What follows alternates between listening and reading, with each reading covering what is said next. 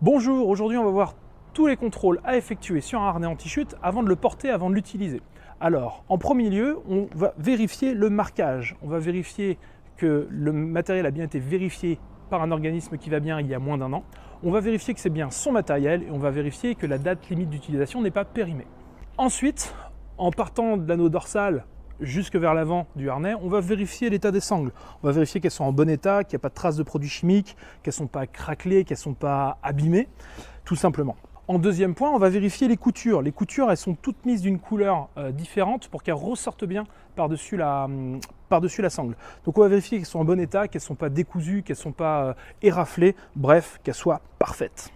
En troisième point, je vais vérifier tout ce qui est bouclerie, donc tous les systèmes d'attache, plastique, métallique. Je vais vérifier qu'ils fonctionnent bien et qu'ils ne présentent pas de traces de corrosion, qu'ils ne soient pas détériorés. Certains matériels sont équipés de témoins de chute, c'est des parties qui vont casser si le matériel subit une chute. Dans ces cas-là, on va vérifier que les témoins de chute sont bien présents et sont en bon état. Pour terminer, on va vérifier que le matériel choisi est bien adapté à la situation de travail, qu'on a bien les points d'ancrage adaptés, mais tout ça, ça fera l'objet d'une nouvelle vidéo.